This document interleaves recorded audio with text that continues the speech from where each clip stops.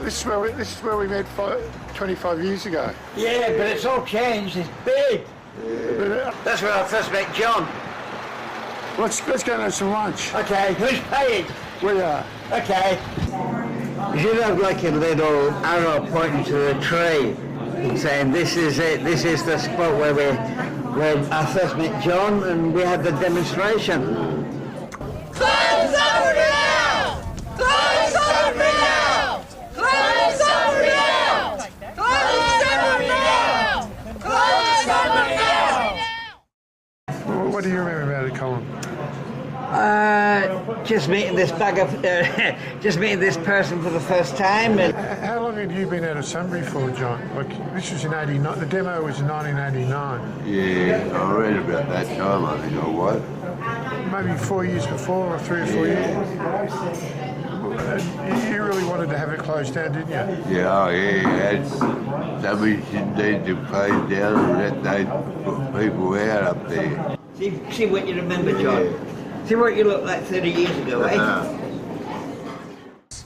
Can I just state that we do not support this strike of HEF, and we are really concerned for the safety of the residents within Kalula Training Centre.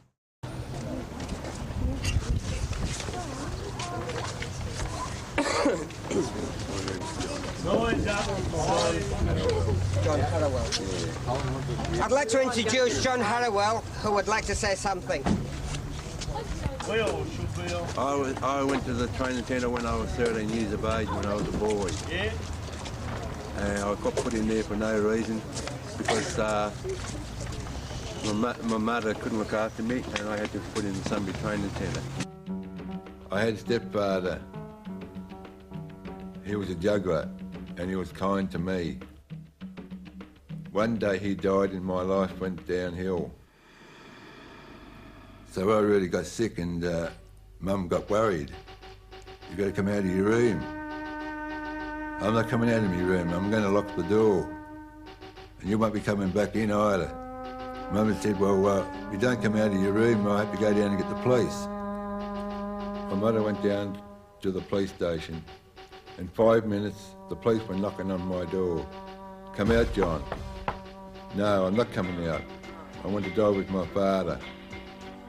They broke the door and they took me down to the Fitzroy police station. The police said, "Well, John, you can't look after yourself, and you're not very well, and your mother can't look after you." They called on to a police surgeon who signed a piece of paper to put me into an institution.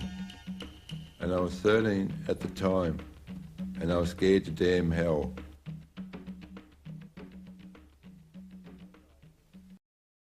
Well, the demo was across the road. Hang on, John. We don't want to get you run over. So this was the spot 25 years ago, Colin? Yes, right here near this tree, and the pub in the back. The pub in the background. A bit bloody windy today. It is. And how many people were here, do you reckon? Oh, heaps of them. Maybe 30 or 40, maybe.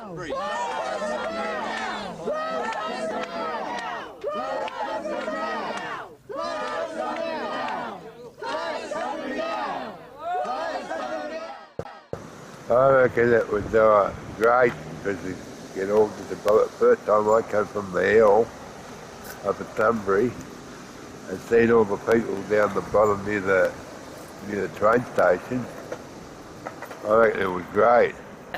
So were you originally planning the demonstration here at the station? No, up at the train station, outside the gates, and staff were on strike up there. And who made you come down here, John?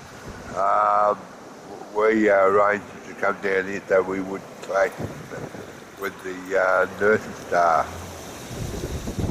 I remember one of the nurses must have come down and was listening in, and some guy, I think from a television station, was interviewing us, and was asking somebody a question and they didn't quite know the answer. And then this bloke pipes up in the back, "Well, you don't know the answer, stop bloody demonstrating and get out of here." Were you scared of them? Of course we were, that's why we came down here. Oh, the place reckons we couldn't come. No, if we put the strike on, we'd get bashed up.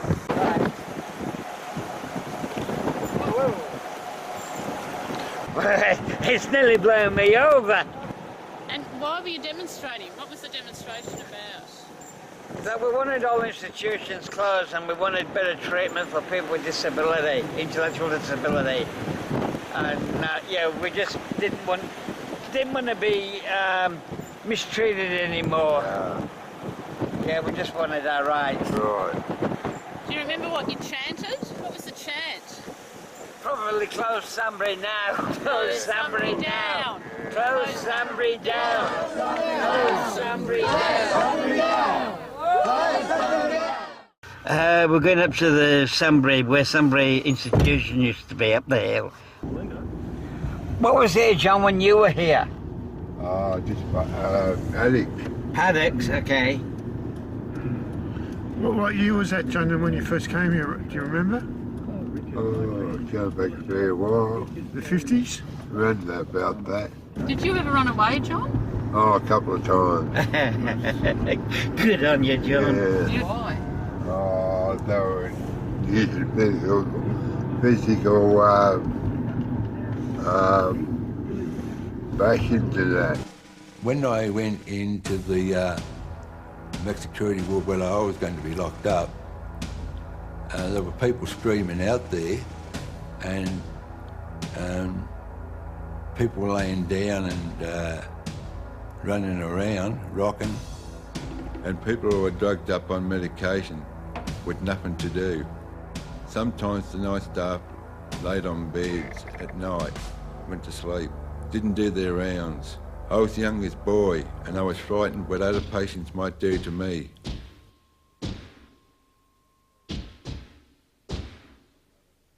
I've been to institutions that took ages to close down, from Sunbury to Kew, an old Janefield town. But no matter how far or how wide I roam, I'll never call an institution home. All the doctors and nurses running round the wards with needles and syringes in hand.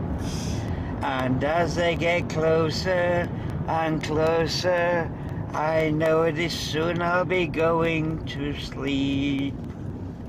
Someday soon I hope to be free, and all of my friends once more will I see. But until the day comes, no matter how far or how wide I roam, I'll never call an institution home.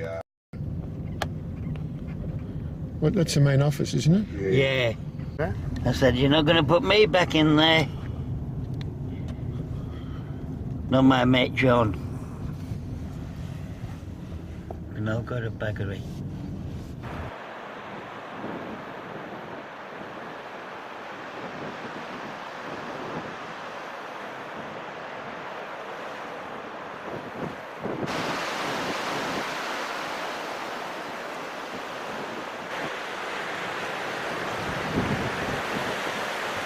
It's a bit like what Sunbury's like, or in any institution where, you know, you had no rights, you couldn't go out, you couldn't do anything.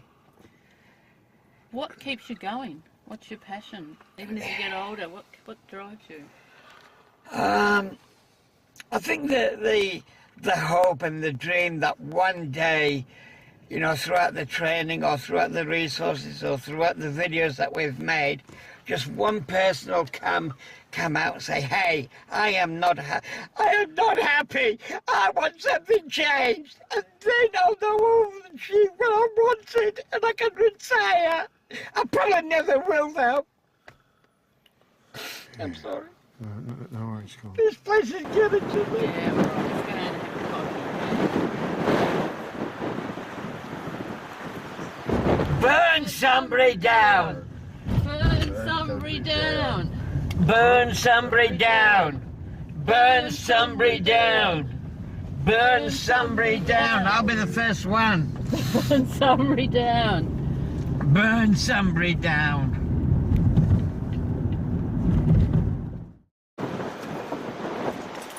Need a coffee, Colin? Oh, do I ever? Bloody hell.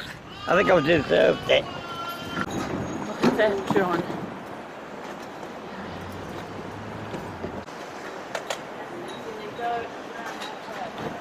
Time for a coffee, John. Yeah. You okay, mate? You okay, Colin? Yeah, I'm fine now. Now I'm at that joint. Tell me about the day you met.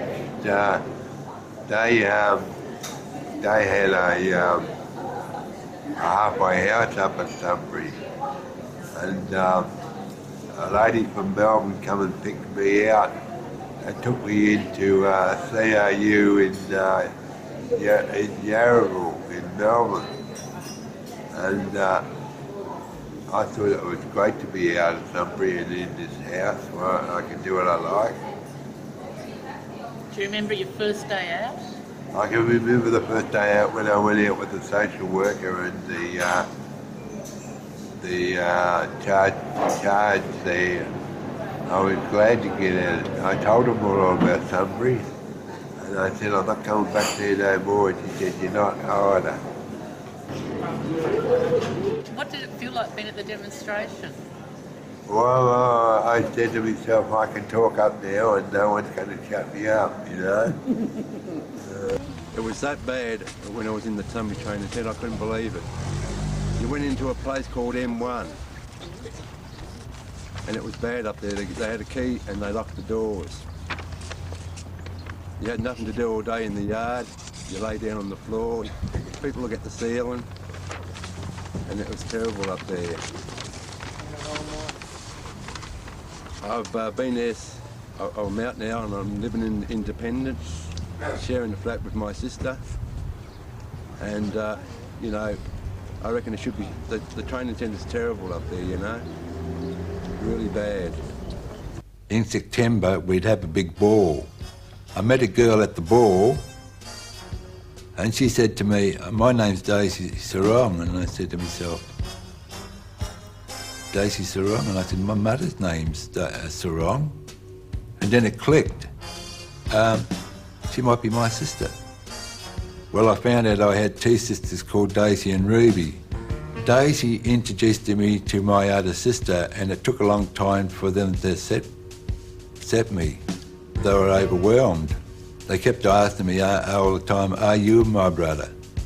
Are you really my brother? And I came really close to them after a while. My mother used to come every second Sunday to see me, and I said to my mother, when she got off the bus, I said, I think I found your two daughters. And she said, where? And I said, just over the road there in that ward. My mother just hugged them. John, that video you made, Witness, and I've watched it plenty of times. I keep really getting upset and teary and crying my eyes out. That was a really good video that you made, and it was, you know, made by Michael here. That's me. Do you remember that? Yeah. Yeah. How did you feel when you first saw it, John? Oh, I felt happy about it. Yeah, coming each day to make it. And I wanted to tell the world about people without a disability, what we went through. No, we don't go through it anymore.